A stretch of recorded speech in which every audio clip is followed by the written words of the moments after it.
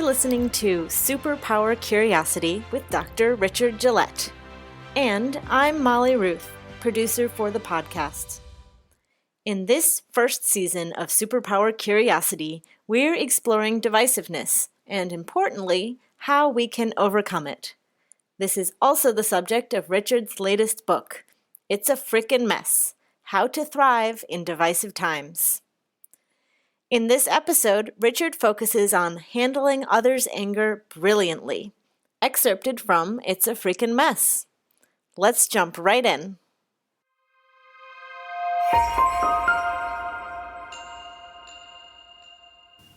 Handle others' anger brilliantly. In any person-to-person confrontation, it is perhaps astonishing that as soon as we drop our own anger, the anger of the other side usually diminishes. This is because of a truth that pretty well everyone has experienced. Anger leads to anger back. Judgment leads to judgment back. And these cycles easily escalate. Conversely, when there is a genuine absence of angry reaction, the anger of the other tends to subside. On an emotional level, there's nothing to hit back at. On a larger social scale, the same is true. Anger and judgment on one side create anger and judgment on the other side in a vicious cycle of escalating divisiveness. It's difficult for most of us to break out of such a situation because our anger always seems, at least to us, warranted by what the other side did. Martin Luther King was a master at interrupting the vicious cycle of anger that he encountered in the 1950s and 60s. African Americans had a lot to be angry about. For example, the denial of equal rights, segregation written into law, hate based on prejudice, the Ku Klux Klan, and 80 years of lynchings. But despite all this, King and those who marched with him disciplined themselves to show no anger or violence. The result was that most of the violence was perpetrated by their white-skinned oppressors. In 1963, Theophilus Eugene Bull Connor, the Commissioner of Public Safety in Birmingham, Alabama, infamously ordered dogs and fire hoses to be turned on children who were demonstrating peacefully for equal rights. When the American public saw television scenes of African American children being attacked by dogs and knocked down and swept away by the powerful water jets from fire hoses, many were appalled. It was clearly the white-skinned people who were manifesting uncivilized violence. The contrast between the peaceful demonstrators and the violence of those trying to stop them had a powerful effect. President Kennedy once commented wryly to King, "The civil rights movement owes Bull Connor as much as it owes Abraham Lincoln."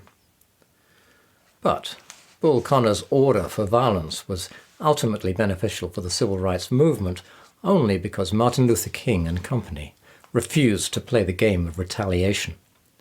There had been hundreds of Bull Connor act-alikes since the end of slavery in the U.S., but a majority of Americans had excused or turned a blind eye to these violent discriminatory actions because they held the extreme otherizing view that African Americans were morally inferior beings. King and his followers brilliantly turned this belief on its head by demonstrating that the non-violent African Americans acted with clear moral superiority compared to the violent, white-skinned suppressors of equality. Everyone could see this on television. Though this was not the end of racial prejudice, things could never be quite the same again. Refusing to show anger was a brilliant tactic, quite apart from its moral lessons, because it was this that truly began to break the age-old cycle of anger creating further anger, judgment creating judgment, hatred creating more hatred. And though it did not end prejudice thinking, it was highly effective, leading to major changes in U.S. law, the Civil Rights Act of 1964 and the Voting Rights Act of 1965. Despite the documented success of such methods, King and Mahatma Gandhi's nonviolent movements are standout examples.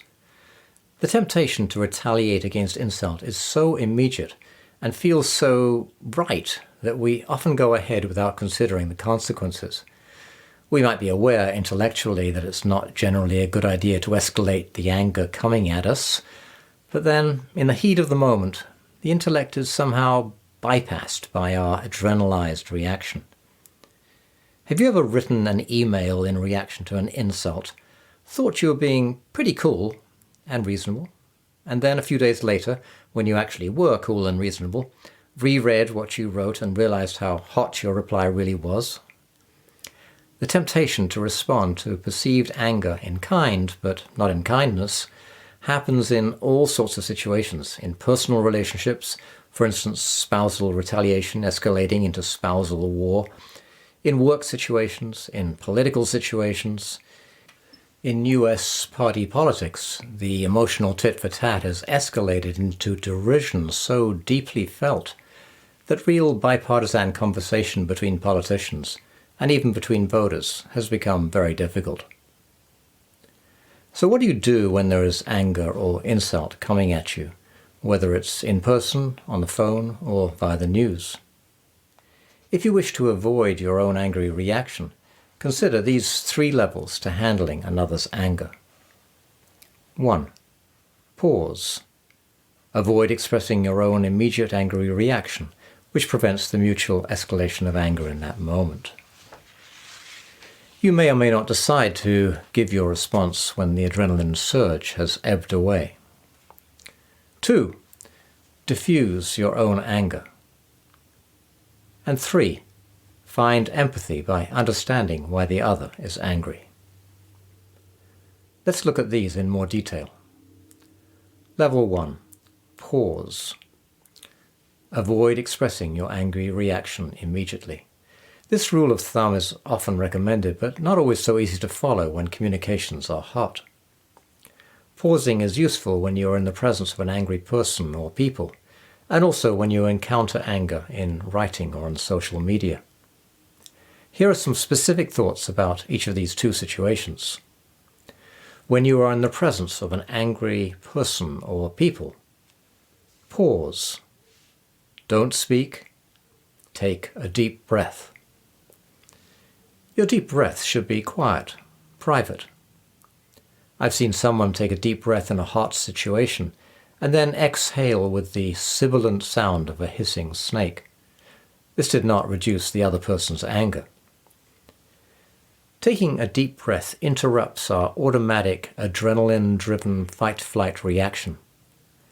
One of the physiological mechanisms of this useful means of self-management is that a deep breath stimulates the vagus nerve, which slows down the speeding heart. Many people owe their lives to this simple maneuver of pausing. The evidence for this is in the number of people who didn't pause and are now dead. In the US, the most common reason for homicide is to finish an argument, with a rather high degree of finality, about who is right and who is wrong. Arguments about who is right and who is wrong account for some 30% of murders in the US, and this motive for murder is more common than any other. For instance, murders committed in the pursuit of theft, rape, or narcotics-related crime. When you encounter anger in writing or on social media, pause. Don't write an angry email or text, or if you do write it, don't send it. Don't promulgate anything insulting on social media. Remind yourself that your intelligence is severely diminished when you are angry or upset. The adrenaline response actually shuts down neurons in your intelligent forebrain, making rational thought difficult or impossible. Pausing does not mean you won't take action. It means that whatever action you take will come after a period of cooling off, which gives a chance for the neurons in your forebrain to reconnect. Level 2. Diffuse your own angry reaction. After you have succeeded in not escalating the anger through avoiding the immediate expression of your own anger, the next task is to diffuse your anger. To do this, you can follow the exercise Overcoming Anger in Chapter 7, the last chapter. As soon as you can fully recognize that your anger is internally caused through the frustration of your own expectations, and you can acknowledge your own needs, your blame of the other person or people disappears. And the anger, which is basically a physiological protective mechanism against an enemy, disappears in proportion to the diminishing blame. Level 3. Find empathy by understanding why the other is angry. The third level is to look for the cause of the anger in the other person or people. It's not that we will definitely find the cause of their anger, but in even attempting this exploration and making a reasonable guess, we can usually find the beginnings of empathy in ourselves. In 1996, I attended a week-long workshop with Dr. Marshall Rosenberg. Rosenberg was a psychologist, the founder of Nonviolent Communication, NVC, and a traveling peacemaker. Brought up in the 1940s in Detroit, Michigan, Rosenberg as a young boy witnessed race wars in which many were killed, and he himself was frequently beaten up on his way to school for having inherited a Jewish surname. These experiences, he said, catalyzed his quest to try to understand judgment, violence, and compassion. Over the years, he created a system of communication designed to bypass judgment and create empathy. He taught the system in more than 40 different countries, including war-torn regions of the world like the Middle East, Croatia, Serbia, Ireland, Rwanda, and Burundi. When I met Rosenberg, he was in his 70s, tall with a chiseled face, grey, wiry hair, and a wicked sense of humour. In fact, he was such a comedian that the whole group would burst into guffaws of laughter at his wit and good humour. He had a gift of being able to guide people into finding empathy, even in the most emotionally charged and hate-filled scenarios. Sometimes he would illustrate his points with stories from the past. I listened with attention when he chose as one of his illustrations the long-standing conflict between Israel and Palestine. I thought, well, if someone can find genuine empathy in a situation like that, that is pretty cool. Rosenberg had been invited to teach nonviolent communication in a public meeting in a Palestinian refugee camp in Bethlehem. Because he was an American and had a name like Rosenberg, this was not an easy assignment. Only the day before, Rosenberg had noticed some spent tear gas canisters in the refugee camp, with "Made in the USA" clearly marked on them. He knew that the refugees were angry with the US for siding with Israel and supplying Israel with tear gas and other weapons of control or destruction. When Rosenberg walked into the makeshift meeting room, he saw 170 glowering, murmuring men. "You murderer," one of them shouted. "Assassin," another yelled. "Child killer." This was not going to be an easy audience. Rosenberg, remembering the tear gas canisters, spoke to the man who had first called him a murderer. "Sir, are you feeling upset because you would like my government to act in a different way?" "That's right," the man said. "We don't need tear gas. We don't need your bombs. What we need is schools, health clinics, housing. We need to be able to take care of our children." "Sir, it sounds like you're feeling desperate for the world to know the kind of situation you're living in." "Damn right. My children go to a school with no books, not a single book. My son is sick. He plays in open sewage because there is nowhere for him to play. Have you ever seen kids playing in open sewers?" Rosenberg responded, "It sounds like you want for your children to have what any parent would want for their children." At the end of the presentation, the Palestinian man who had called Rosenberg a murderer invited him to have Ramadan dinner with his family. This snippet of a much longer conversation demonstrates one man's mastery in handling another's anger. First, Rosenberg does not express any angry or fearful reaction to being called a murderer.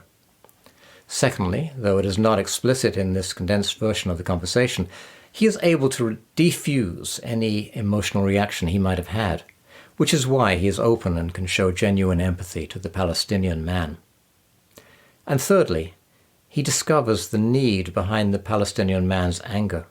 In doing this, Rosenberg takes the conversation from divisive anger into the arena of universal needs, what any parent would want for their children. That which divides is transported to the arena of that which unites. The following exercise is based on Marshall Rosenberg's method of nonviolent communication. Exercise.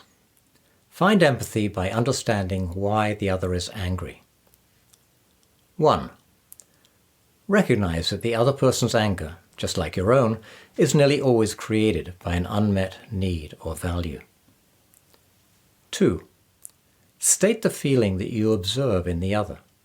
If the feeling you observe is something that might be viewed in a negative light, something like, for instance, anger or jealousy, you can soften this by using more easily acceptable words like annoyed or upset.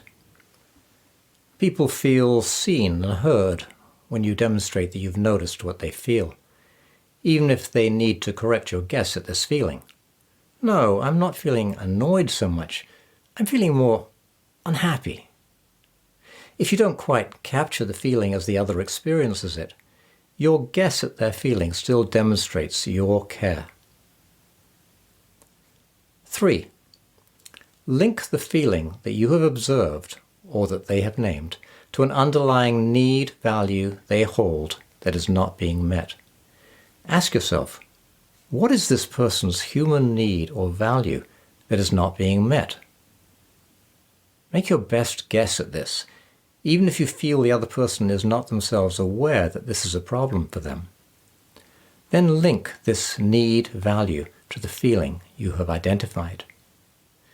Put your two linked guesses in the form of a question.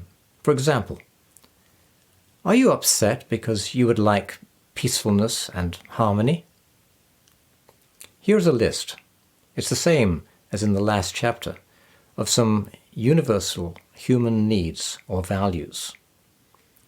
Authenticity, choice, clarity, community, compassion, competence, courage, ease, effectiveness, equality, harmony, inclusion, independence, integrity, joy, kindness, order, peacefulness, respect, safety, security, tolerance, trust, truthfulness. 4. Recognize that you too probably have the same needed values. And 5. Watch the anger cycle diminish as you experience your commonality with the other.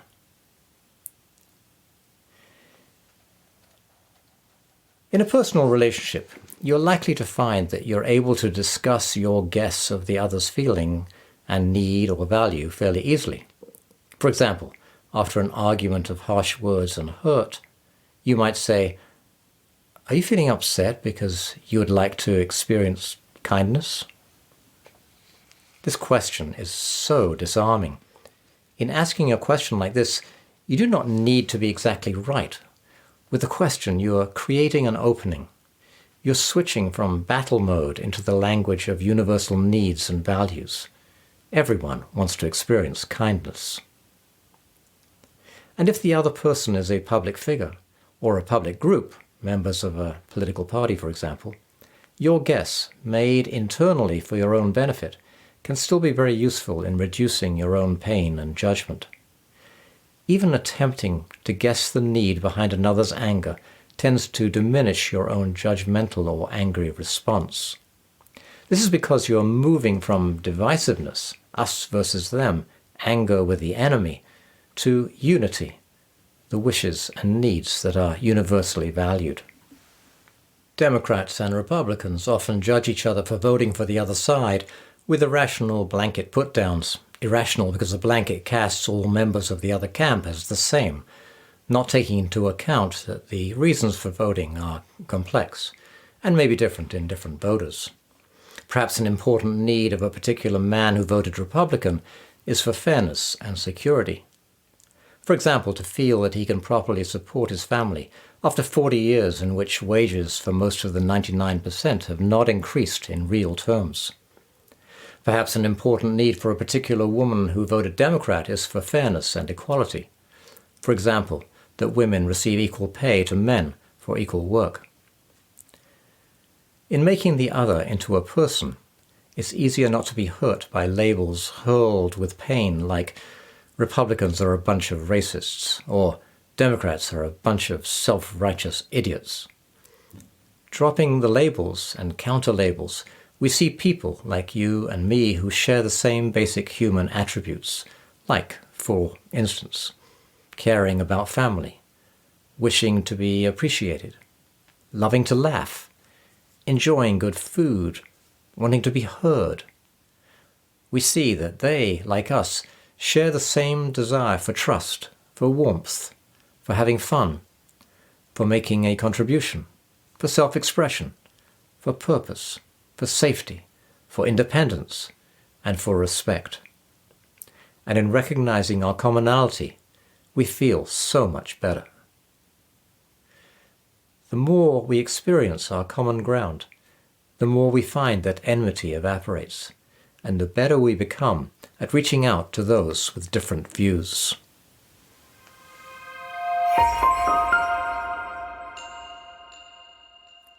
Thank you for listening to SuperPower Curiosity with Dr. Richard Gillett.